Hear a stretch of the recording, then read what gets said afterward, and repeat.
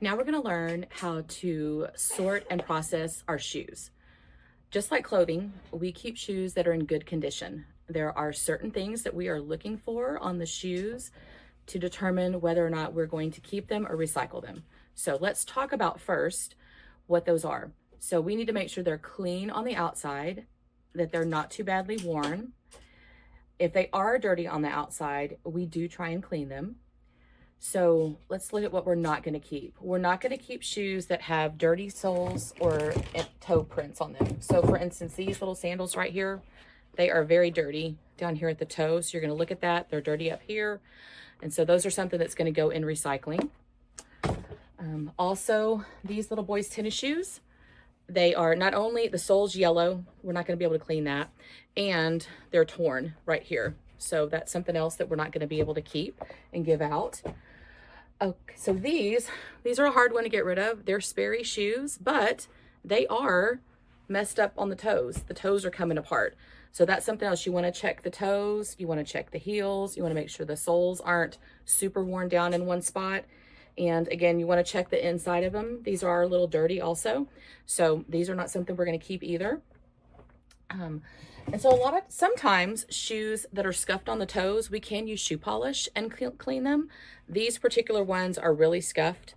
See that? That's not going to cover. Shoe polish is not going to fix that. One of the other things you want to look at is, are they practical? And these shoes are not really practical for somebody that's a really high heel. We do keep shoes that are appropriate for prom dresses. And also for office. So if it's a little bit lower heel, easier to walk in, we would keep those. But these are just not practical for somebody to wear anywhere, and they're not in good condition. So we're going to get rid of these also and put them in recycling. Something else is missing laces. So you may find some really cute tennis shoes, like actually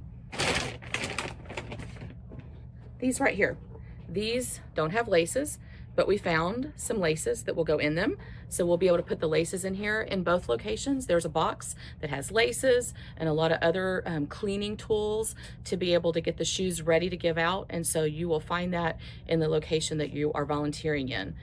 If you find a good pair of shoes that doesn't have laces, you can definitely let someone in the branch know, and we can get laces and fill up our stock so that we can take care of those shoes.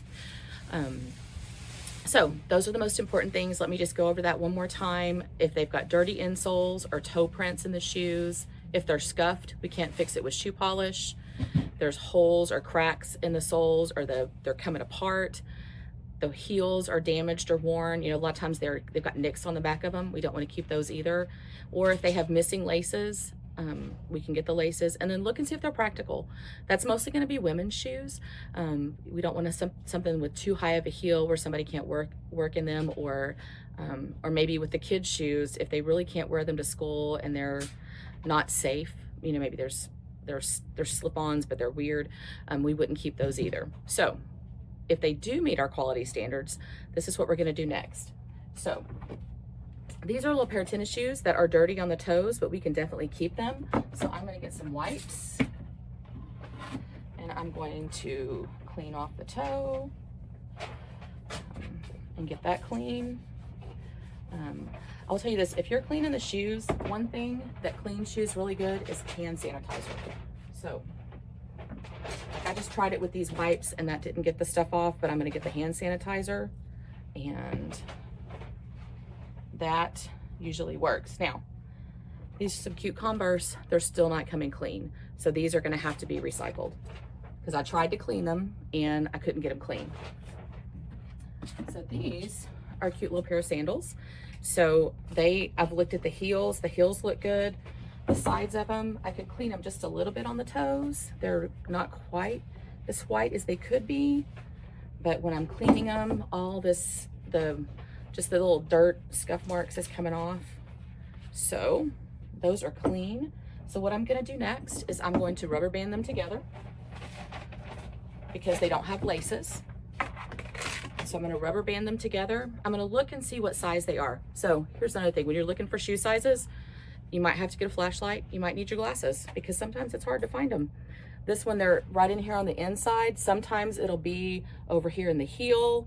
For tennis shoes, it's usually a little fabric tag inside the shoe.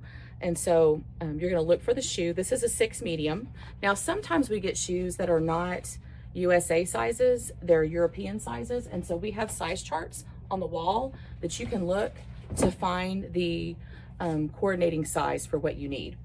So this one is tied together. It's a size 6. So I'm gonna look over here, and there are shoe size tags that we use, but I already have a size 6. So I am just gonna use, I've got a size 6 that's already here. And so you're just gonna write the size on the tag, and then I'm gonna rubber band it on the shoe. And then these shoes are gonna go in the box of women's shoes.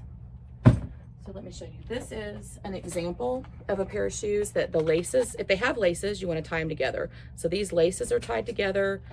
It's got the shoe tag on here with the size. It's a size 7. Let me see. So this is one of those tennis shoes that I was talking about that sometimes it's hard to find. So the shoe, so you have to dig sometimes. So the shoe size is actually, if you can see it, it's way in here in the corner. I don't know if you can see it, but I had to look inside and dig around. So on some of these tennis shoes, it's hard to find the size, but it's in there. And so sometimes the size is on the bottom. It's not on these, but sometimes you can look on the bottom and find the shoe size also. So these are gonna go in the ladies. And this is just one more example. I want to show you of some shoes that are rubber banded together. They don't have laces, so we got a rubber band, got the size tag on it, and these are gonna go in the box. So when you're done with the shoes at either location, they are sorted, and you're gonna, and by department. So there's boxes underneath this table for women's, men's, boys, and girls. And then after they're cleaned and sized and tagged, we're gonna put them into the proper department. So the kids' shoes are gonna go in the kids department, men's in the men's department, ladies in the women's department. And depending on where you are, there's different containers. The kids section and the men's section here at Katy have boxes that they go in, and the sizes are on the front of the boxes. So you're gonna find a shoe and put it in the coordinating box. Here at the ladies and at Deer Park also, there's also some shoe racks that some of the ladies' shoes are going to go on. So you're going to find the correct size area for those shoes and put them in the proper place. And that is how we do the shoes. Of course, with anything else, if this is your job for the day as a volunteer and you have any questions, please do not hesitate to ask us for directions. We are going to be more than happy to help you. If it's your first time, you are going to get training. Don't think we're going to just make you watch this video and you're supposed to know everything about shoes. The branch manager will definitely make sure that you understand the process for taking care of the shoes. So thank you for watching the video.